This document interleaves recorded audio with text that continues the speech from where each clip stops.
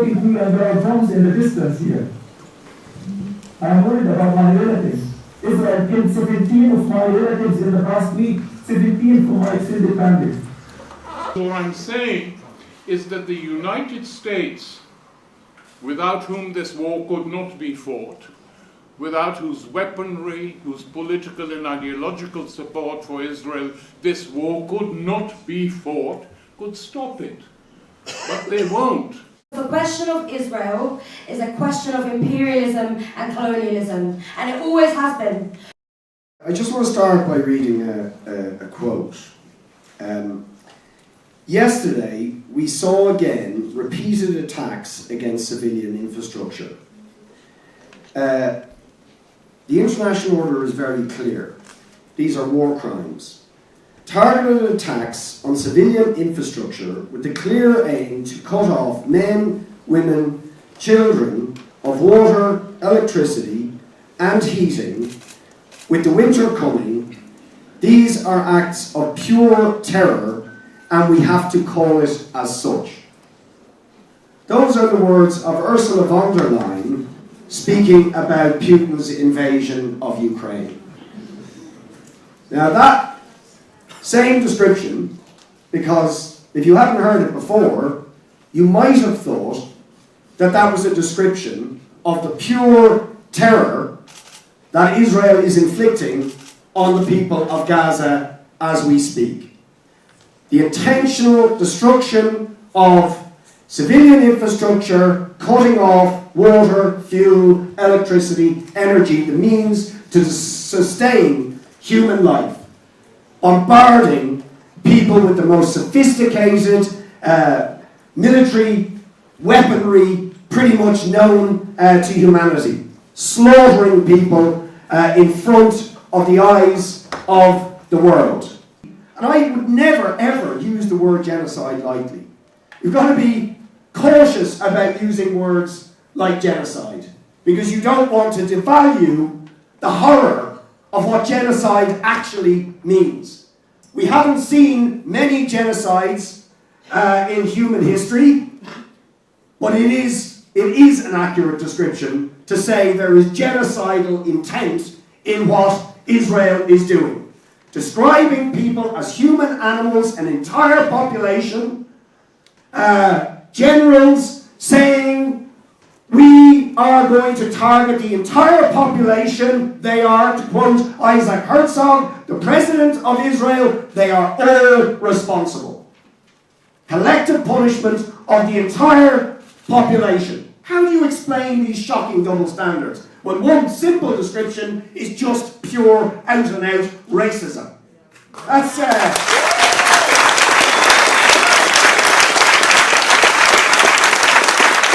it's a psychopathic political logic of imperialist self-interest. Best summed up by Biden himself a number of years ago, and it fully explains the position they have taken. When Biden said, when asked about his support for Israel, he said, if Israel did not exist, the United States would have to invent it. Yeah. And he went on to explain that if it didn't exist, and it had to be invented because the alternative would be to station tens and tens and tens of thousands of US troops across the Middle East to control the region. There couldn't be a better summation of the logic, the psychopathic logic of imperialism. Now, of course, all of us are horrified, I think, about the death of anybody. Anybody. Regardless of who they are. None of us want to see violence or anybody killed. But the idea that all of this began on October the 7th, that sort of genocidal logic where the Israelis can describe an entire population of Gaza as animals, as subhuman, it didn't start as we know. In fact, you couldn't come up with that sort of psychopathic, murderous logic over a couple of weeks. This regime was an apartheid regime that was built since its foundation in 1948 on the basis of ethnic cleansing, of apartheid, which are crimes against humanity. And of course the 17-year-long siege of Gaza.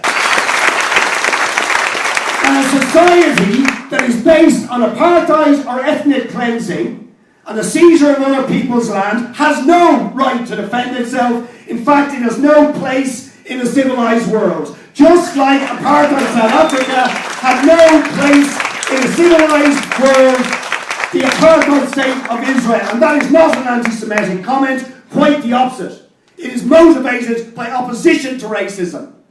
And so if you're against racism, if you're against anti-Semitism, if you're for humanity, you stand full square, unconditionally, unapologetically with the Palestinians against the apartheid colonial state that is Israel.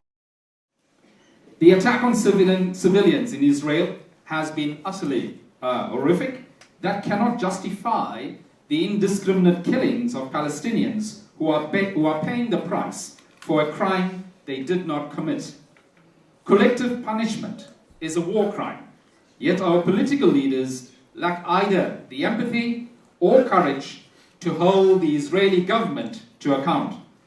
We need an immediate ceasefire. That is the only way we can release the hostages and end the siege. And we need to get to the root of the tragic cycle of violence, the occupation of Palestine itself. The world stood by in 1945, and it is standing by now.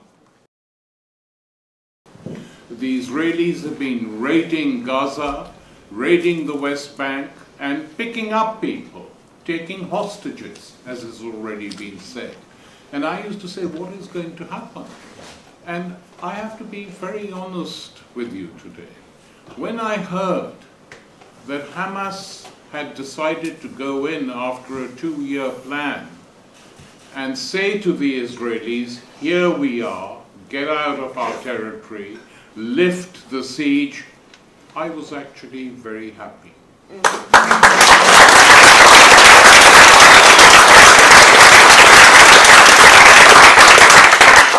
Obviously, I wasn't happy by the death of civilians anywhere, but look, I think the point has to be made that this is all the Western media and the Western politicians can think of. They never think of what has been happening in Israel and Palestine for the last 25 years. Let's restrict it to that. The fact that the Israelis have been allowed to get away with murder, the fact that the Oslo agreements were completely ignored as all this rubbish went on with the Israelis taking more and more territory, more and more settlers coming in and occupying the West Bank, and the national Palestinian movement fractured. Fractured because one wing accepted Oslo and the other didn't. But then I asked myself, what happened during the Vietnam War? Because I'm old enough to remember that war, and some of us present here fought for the Vietnamese through our demonstrations, etc. The press used to report, not as much as now, the Vietnamese had blown up another cafe in Saigon, which was then controlled by the Americans. The Vietnamese have done this, the Vietnamese have done that. And the Vietnamese would say, they would reply saying, yeah, we did it because all these cafes we are bombed are used by United States soldiers. We don't like killing civilians, but let the Americans get out of Vietnam and we will stop bombing all these places. Difficult to say in today's world. They said it. So every single liberation movement is attacked for this. And we have to understand very clearly that there is no equals sign between Israel and Palestine. No equal sign whatsoever.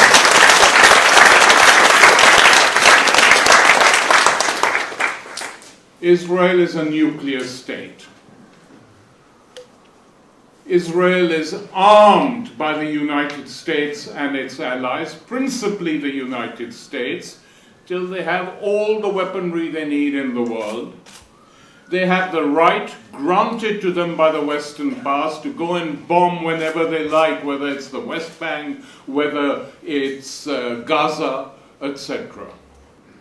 So the Arab street is active, but it's the main countries bought off by the United States, especially Sisi in Egypt, who will not do anything because his future depends on American money. The Egyptian army has been bought off, so it does absolutely nothing. It's not a genocide like the Holocaust, or the Judeocide, as I prefer to call it, of the Second World War. But the attitude behind the killing of Palestinians is undoubtedly genocidal. Have no doubt about that. So we have now a growing movement once again. There's a change in the air.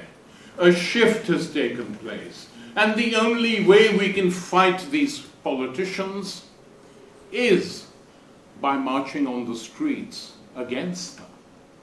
There's very little support we've got from the parliaments these days. None, as has been pointed out. In Germany, a young kid, sorry, sort of teenager, in Berlin stood with a placard saying, "I am opposed to genocide." That's all the placard said. He was arrested. So are they now forgetting their own past? They shouldn't, because they should be told that the Palestinian people are the indirect victims of your genocide against the Jews.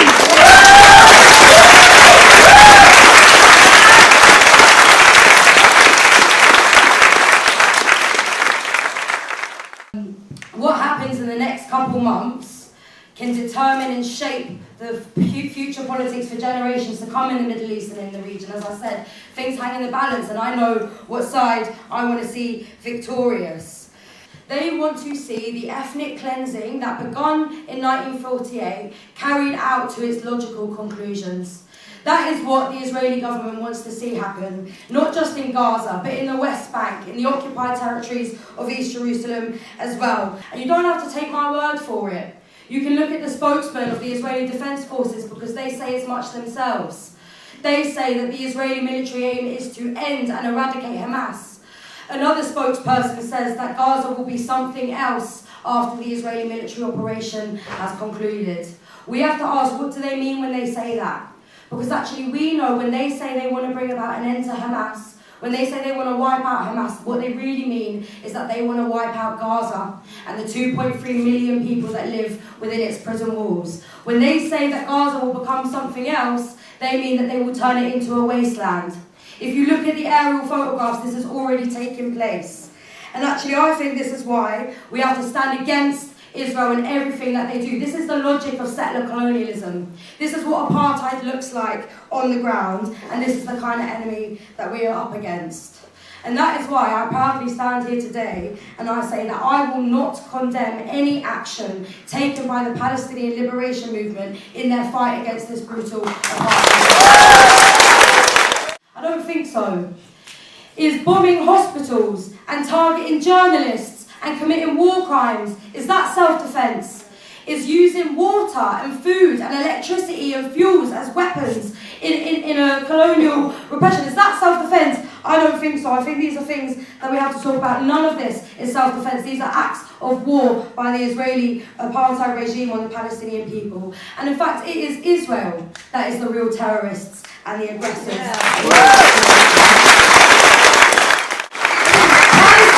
Those 2,000 Palestinians all across the world would have celebrated if even for only a couple hours Palestinians reclaimed land for the first time since 1948 when it was stolen from them. I celebrated at those things.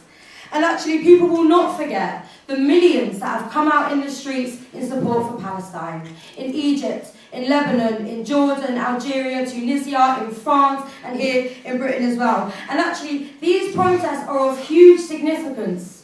The protests that have taken place in Egypt are the biggest protests that have taken place in Egypt since the revolution of 2011. Because the question of Palestine actually runs like a thread throughout all of the struggles in the wider region of the Middle East. classes of these regions are terrified at the scale of resistance. This resistance can not only bring a free Palestine, it can bring an end to the dictatorship in al-Sisi's Egypt as well. And these systems are terrified. The movement not only has the ability to bring liberation to Palestinians, but it has the ability to bring an end and to dismantle the imperialist network that exists within the Middle East. Ordinary people have the ability to bring this system of imperialism crashing to its knees, and it makes every single member of the ruling class in every corner of the globe quake in their boots. Only again, Germany, the UK, France, and other European countries, America, paying billions and billions of dollars, sending warships, sending weapons to kill babies. Did you know that 90% of people killed were in their own homes? 90% of people killed are civilians, men, women, elderly children, as they slept. And when you hear Israel talking about asking people to leave, to move, Israel doesn't care about our lives. Israel wants us to gather in tiny places, in small places, so that it can kill as many of us as possible. So with food running out, water running out, the situation is inhumane, intolerable. But this is not, Palestine is not a humanitarian issue. Israel uses the trucks, the 20 trucks to distract people. My message is to increase the activism, the mobilization, to take to the streets, to threaten the politicians that they will be punished. The Labour Party members, the leftist members. They say that this is a war trying to prevent food and water from kids and children. Lani and Keir Starmer, for God's sakes, this is not the 1990s. They need to be punished, and we need to push them in order to push Israel to stop the genocide that is happening live on TV. We should insist on the context that shows how Britain was complicit in the destruction of Palestine and the Palestinians. And there is, of course, the most immediate historical context, that the turning of the West Bank into a huge mega prison of millions of people who have no right to decide the future and who are subjected to harassment both from the army and the settlers, and the historical context of the making of the Gaza ghetto in 2007. Palestinians are brave, and they have a right to resist apartheid by whatever means they choose. And there is a force that can bring about Palestinian liberation. It is the Palestinians themselves and the broader working classes of the Middle East and the region when they take on their own states who are in bed with the Israeli government and in the imperialist regime. And look, I stand with every single person who has joined a demonstration or who fights against Israeli apartheid or the forces that support it.